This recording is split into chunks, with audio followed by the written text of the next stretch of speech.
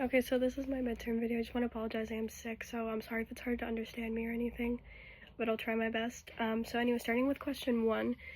So the Niagara region is like responsible for funding and like putting the money into these teams in order for them to play out of the Meridian Center, which is home to the Ice Dogs and the River Lions, and also like multiple concerts.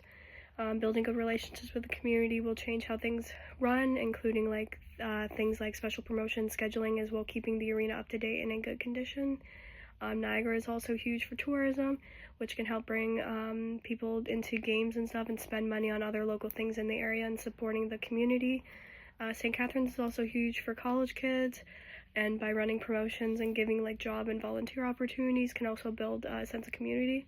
And even like the local junior B teams around, like the St. Catharines Falcons and the Port Colborne Sailors, and as well as the Welland Jackfish, also can be geared towards university students. And then also creating discounts and having good marketing is also important. And then creating a good schedule for like the college kids, like having, events that are later in the day so people don't have to worry about having class. And then also creating sustainable policies for these arenas and teams is also to reduce like operating costs and attract more sponsors and things like encouraging people to use public transit. Okay, so for question 2, we have low identification, so that's like casual fans who barely watch and stuff like that. So an example I thought of was the NBA All-Star Weekend, so using like the celebrity game or musical performances to attract viewers. People will tune in really just to see those instead of watching like the rest of the weekend, and they'll just kind of watch those events. And then medium identification, so follows teams regularly but might switch based off of performance. An example would be, I would say, being a Cleveland Cavaliers fan, but then switching to be a Lakers fan once LeBron was traded, kind of stuff like that. And then high identification, would be like diehard fans having a long-term emotional bond. An example would be Toronto sports fans. No matter what happens, they will always be Leafs, Jays, Raptors 365 every day of the year. And no matter what happens, they will always still be a fan of those teams.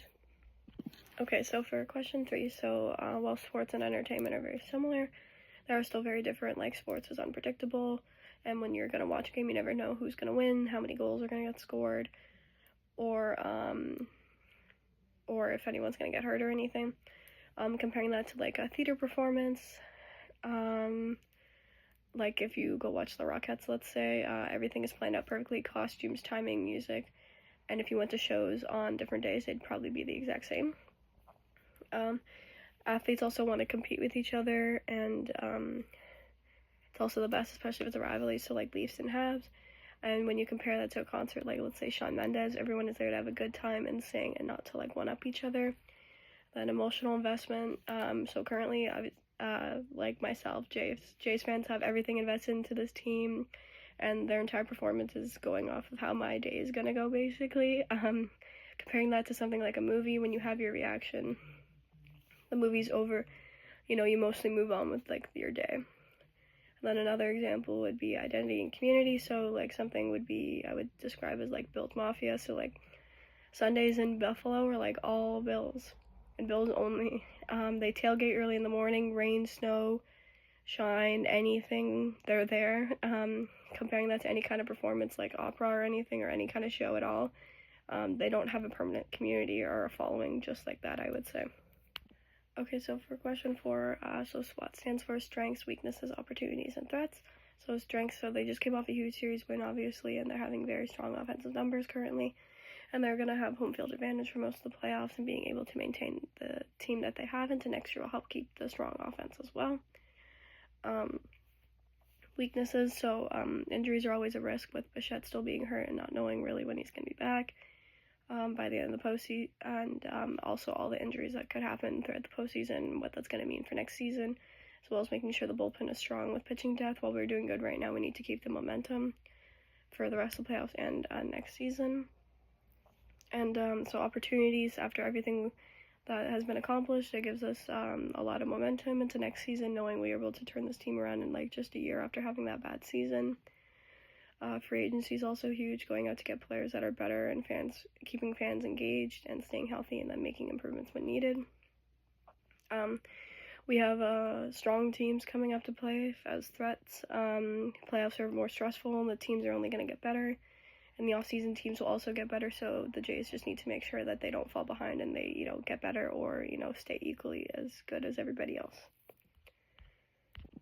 Okay, so for question 5, so emotion and passion. So fans connect very deeply with teams, and wins and losses can make big differences in moods and like identity. An example would be, well, the Jays, I would say, with how well they're doing. And then on field versus off field success, teams could be doing great business wise, but not so great on the field. And I would use the Dallas Cowboys as an example. While they're one of the most valuable franchises, they aren't doing so well on the field. They haven't won a Super Bowl in a really long time. Product and brand loyalty, so diehards rarely switch up on teams to remain loyal to their fan base, and I'm going to use the Cubs as an example. After ending their 108-year drought with their 2016 World Series win, and then fixed supply schedule, so sports products are produced and consumed at like certain times and fixed times, and schedules are made in advance. So an example I would say is the Super Bowl, and it happens once a year, and it can't be like accessed early, and you don't know what's going to happen. Blind optimism, so fans remain hopeful and believe in success after years of disappointment, and I'm going to use the Blackhawks as an example, the Chicago Blackhawks. They haven't been really great in a long time, but they still remain optimistic and live through their glory days, but they still go to games and they still sell tickets, So for question 6, so the pink and shrink it method, so it was a marketing strategy which was once used to market towards women, and in the end, women didn't exactly like the vibe it was kind of giving off, and it was implied kind of just like, oh, let's just make it pink and more women would buy it, which is just adding to the stereotype.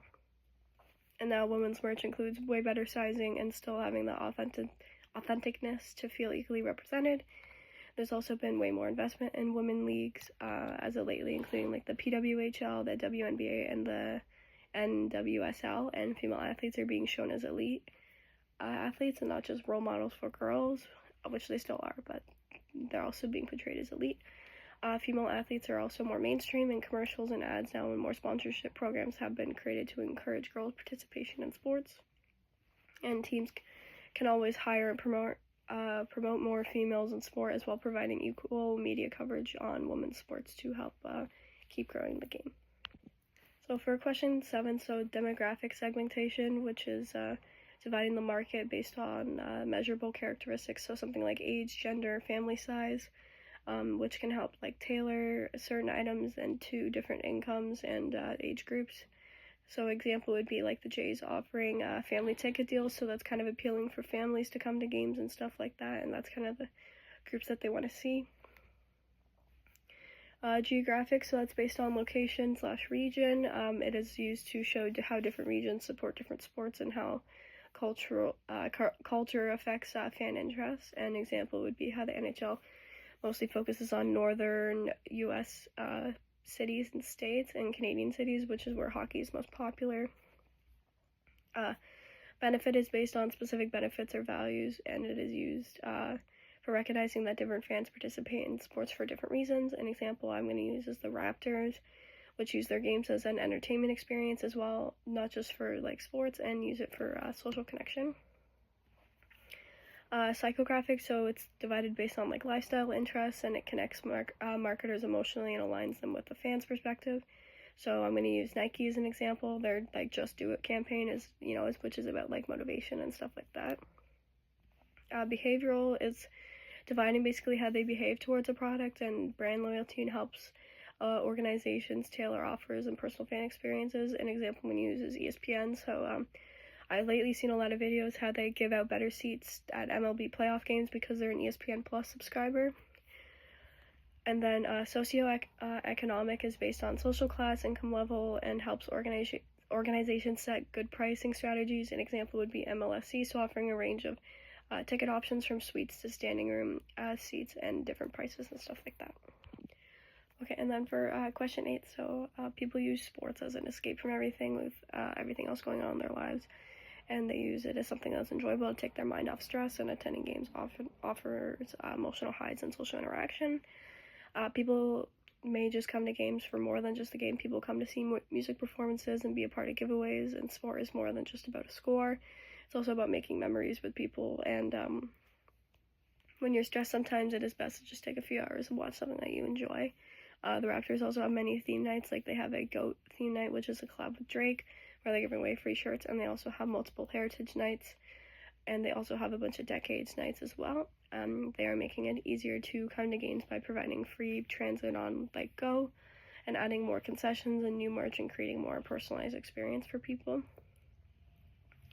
And then just for question 9 for the bonus, so my favorite part of the class has been learning more about marketing and media, because that's kind of what I'm focused on, what I think I want to go for work. And then my least favorite part of this class is just the time slot, because it's right in the middle of my day on Thursdays, but that's okay. Anyways, thanks.